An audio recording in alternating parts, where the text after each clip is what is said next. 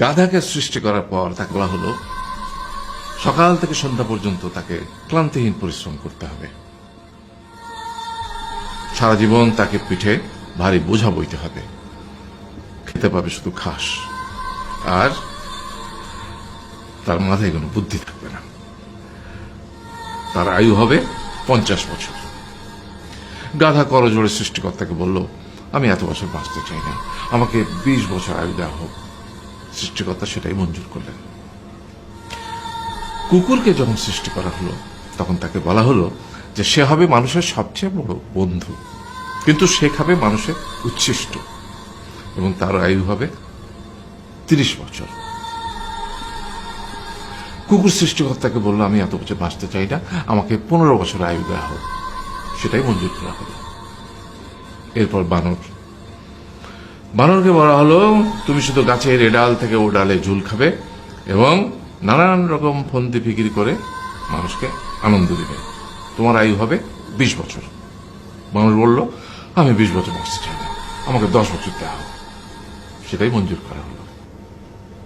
এবার এলো পুরুষ মানুষের পালা। তাকে বলা হলো যে তুমি হলে প্রাণীকুলের মধ্যে সবচেয়ে বিচক্ষণ এবং বুদ্ধিমান, সেই জন্য তোমাকে প্রাণীদের শিরোমণি করা হলো এবং তোমার আয়ু হবে 20 বছর।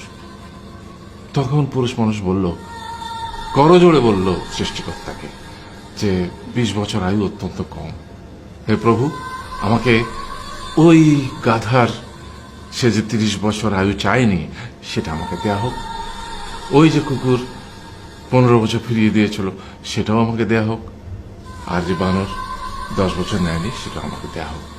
20 বছর অত্যন্ত কম, আমি দীর্ঘদিন বাঁচতে চাই। সৃষ্টিকর্তা সেটাও মঞ্জুর করলেন।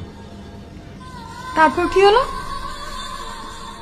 সেই থেকে ছেলেরা পুরুষ মানুষ হিসেবে বাঁচে 20 বছর, তারপরের 30 বছর সংসারের বোঝা পিঠে করে বয়ে বেড়ায়, সেটা কার মতো? গাধার মতো।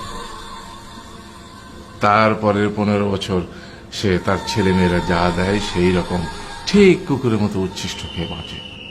আর তারপরে বৃদ্ধ বয়সে ঠিক বানরের মতো, যেমন গাছের এডাল থেকে ওডাল ঝুল খায় বানর, তেমনি এই ছেলের বাড়ি থেকে ওই ছেলের বাড়ি, আর নানান রকম ফন্দি ফিকির করে তার নাতি নাতনিদের আনন্দ দেওয়ার চেষ্টা করে।